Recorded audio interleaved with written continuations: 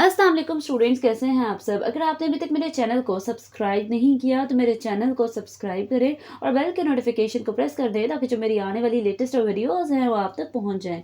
आज की जो मेरी वीडियो है इसमें मैं सप्लीमेंट्री प्रॉब्लम नंबर 111 को एक्सप्लेन करने लगी हूँ। तो सबसे पहले क्वेश्चन की स्टेटमेंट देखते हैं। स्टेटमेंट में क्या क्या लिखा हुआ है।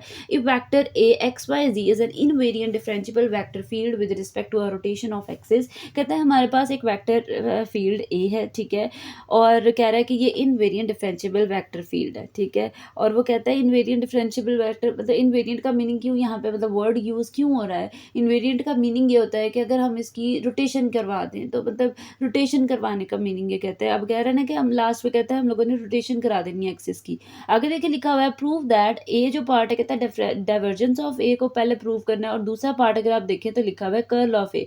कर्ल ऑफ ए को कह रहा है are invariant scalar and vector field. कहता है दोनों एक स्केलर फील्ड है और एक वेक्टर फील्ड है, ठीक है, मतलब दोनों का इनवेरिएंट करवाया गया है। मतलब यह है कि उसका एक्सिस चेंज कराया गया, उसकी रोटेशन करवाई गई है रिस्पेक्टिवली अंडर द ट्रांसफॉर्मेशन। कहता है जब हमने ट्रांसफॉर्मेशन करवाई है तो हमारे पास वो इनवेरिएंट हो गया, ठीक है।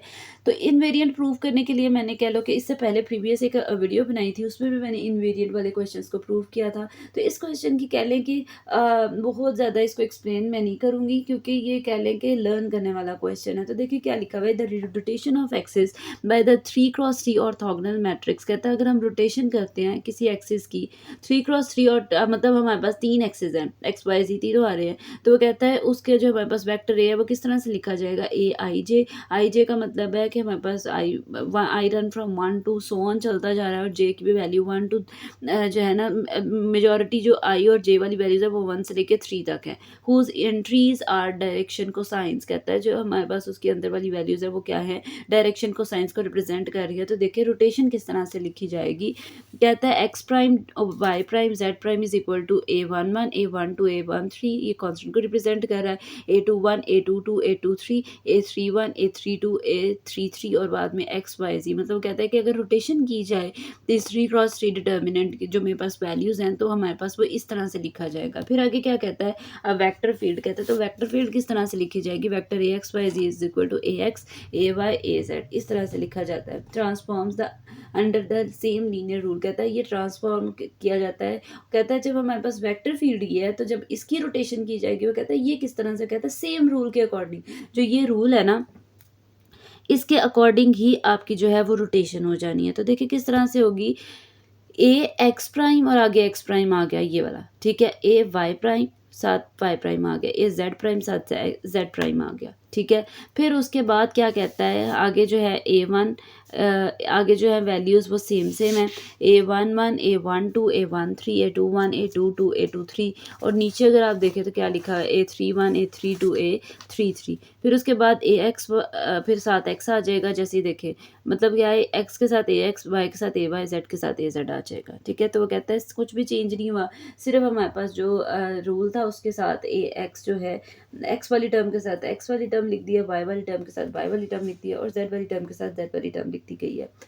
फिर उसके बाद नेक्स्ट देखिए अगर आपको कह लें कि मैं एक्सप्लेन करूँ तो लिखा हुआ है नेक्स्ट अगर आप देखें कि अगर हम पार्शल एक्स प्राइम की बात करें, ठीक है,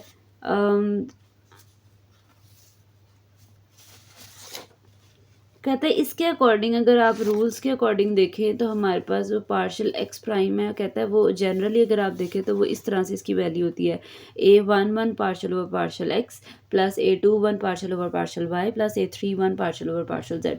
फिर कहता है similarly A partial over partial Y prime की वैल्यू भी सेम होगी, बस जो है वो कांस्टेंट वाली टर्म चेंज हो जाएगी। इधर आ जाएगा 1 2, इधर आ जाएगा 2 2, इधर आ जाएगा 3 2। फिर उसके बाद यहाँ पे देखिए जेड प्राइम को 1 3 2 3 3 3 आ जाएगा, बाकी सारी टर्म्स सेम है। कहता है ये हमारे पास जनरल फॉर्म है। अगर हम लोगों ने जो मेरे पास partial over partial X prime है वो उसकी वैल्यूज है ये तीनों। अब वो कहता है divergence of A prime find divergence of A find out करना है। तो कहता है कि हम लोगों ने डाइवर्जेंस ऑफ ए की वैल्यू फाइंड आउट करनी है। उसको प्रूफ करने के लिए हमने लिखना है divergence in the prime coordinates is. कहता है अगर हम प्राइम कोऑर्डिनेट लेट करते हैं तो डाइवर्जेंस ऑफ ए प्रूव कर लिया जाएगा। तो divergence prime A vector A prime is equal to partial A X prime over partial X prime plus partial A Y prime over partial Y prime plus partial A Z prime divide by partial Z prime. ठीक है। अब इस तरह से लिखा गया। अब second step कहता है ये तो डाइवर्जेंस की वैल्यू है, ये फॉर्मूला है डाइवर्जेंस ऑफ ए का। अब उसे क्या किया, partial over partial X prime separate, partial over partial Y prime separate, partial over partial Z prime separate, और A X prime plus A Y prime plus A Z prime भी separate हो गया है, ठीक है। और इनके साथ जो इनकी वैल्यूज़ थी वो आ गई हैं, ठीक है। तो देखिए किस तरह से हमने करना है।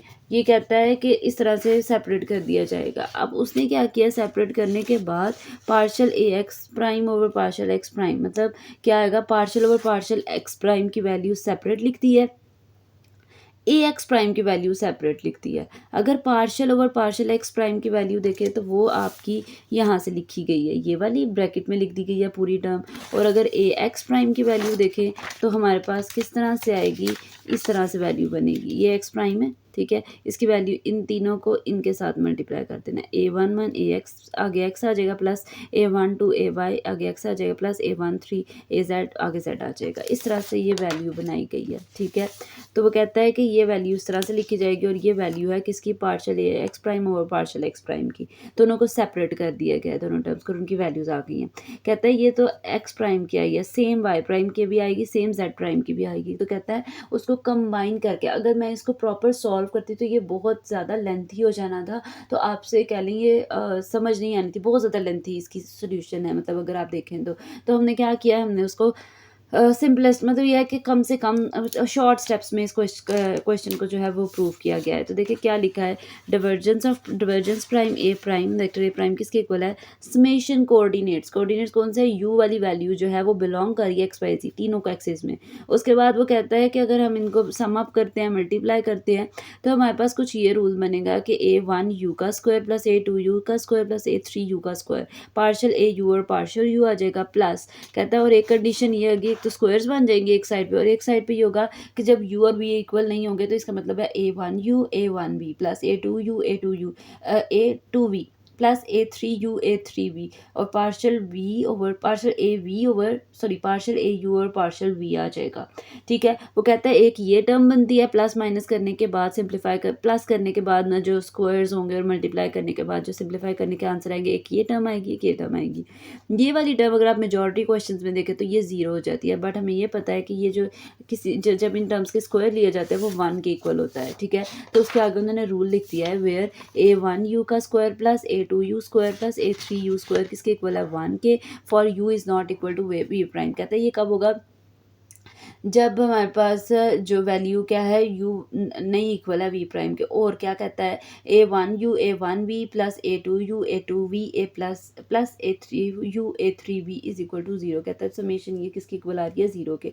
कहता है जब हम इसको पुट करेंगे तो हमारे पास रिजल्ट क्या आएगा, अगर आप देखें यहाँ पे जब मैं 1 पुट कर दूंगी इसका मतलब 1 मल्टीप्लाई बाय वैल्यू वो ये आ जाएगा, प्लस इधर 0 पुट करेंगे तो इसका जगह सारा ही 0 आ जाएगा, ये ख़त्म हो जाएगी टर्म, ये पूरी टर्म ख़त्म हो जाएगी। लेकिन जब मैं यहाँ पे वैल्यू लगा रही हूँ पार्शियल ए यू और पार्शियल यू का क्या मतलब है, ये देखें यू का मतलब है पहले एक्स के रिस्पेक्ट से, फिर वाई के रिस्पेक्ट से, फिर जेड के रिस्पेक्ट से। तो इसका मतलब partial A X divide by partial X plus partial A Y और partial Y plus partial A Z और पार्शियल जेड, ठीक है। तो कहता है इस तरह से हमारे पास सोल्यूशन आ जाएगा। और इसका मतलब क्या है कि जो डिवर्जेंस ऑफ ए प्राइम है वो किसके इक्वल आ गई है, डिवर्जेंस ऑफ सिंपल डिवर्जेंस के इक्वल आ गया। मतलब यह है कि ये इनवेरिएंट है, अगर उनकी रोटेशन भी करा दी जाए तो वो फिर भी अनचेंज रहेगा, मतलब यह है कि वो फिर भी सेम आएंगे, आंसर्स इक्वल आएंगे।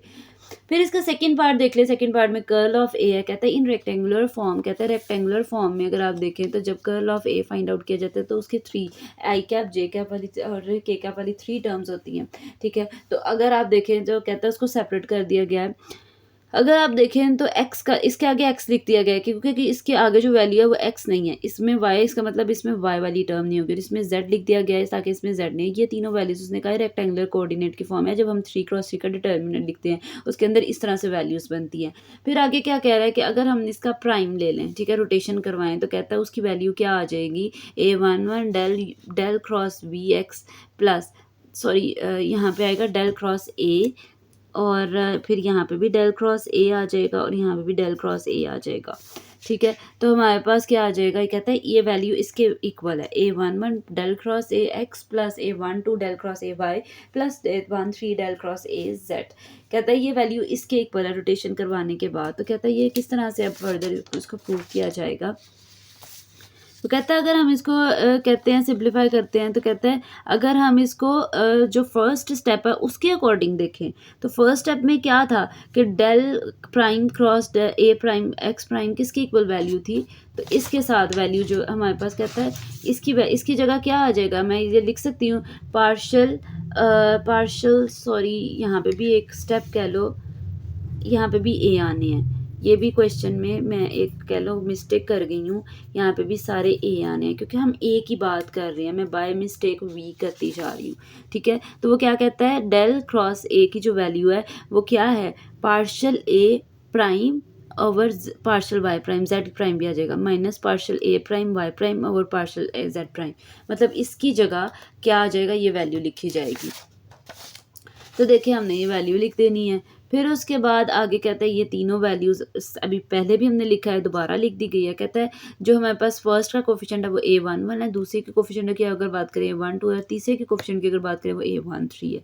कहता है तो फिर हम इसको क्या करेंगे, सिंप्लीफाई करके मतलब सिंपल पुट कर देंगे, और पुट करने के बाद ये सारे कोफिशिएंट्स हैं किसके, ए के, तो उसको उसने कैपिटल ए से रिप्रेजेंट कर दिया है, और डेल क्रॉस ए की जगह सिंपल एक्स वाई जी की जगह सेपरेट सिंपल लिख दिया गया है, इधर से भी जेड प्राइम हटा दिया गया। तो ये जनरल जो हमारे पास फॉर्मूला है वो प्रूव हो गया है। आगे उसने लिख दिया where capital A is equal to A I J, तो कहता है लास्ट पे लिख देना है हेंस जो वेक्टर है, वेक्टर इनवेरिएंट अंडर रोटेशन, कहता है ये जो चीज़ हम लोगों ने प्रूव करनी थी वो प्रूव हो गई है। इसको आपको कह लो जो जो सेकंड वाला पार्ट है ये थोड़ा समझ में प्रॉब्लम होगा, लेकिन ये है कि इसको आप लोगों ने समझ के लर्न कर लेना है, क्योंकि इसके अलावा कह लो अगर मैं इसको proper step by step explain करती हूँ तो ये बहुत बहुत बहुत ज़्यादा लेंथी क्वेश्चन हो जाएगा और वो आप लोगों से सॉल्व नहीं होगा। मतलब ये है कि 3 to 4 पेजेस पे जाएगा और माइट भी पॉसिबल लास्ट से फिर आंसर गलत आ जाए।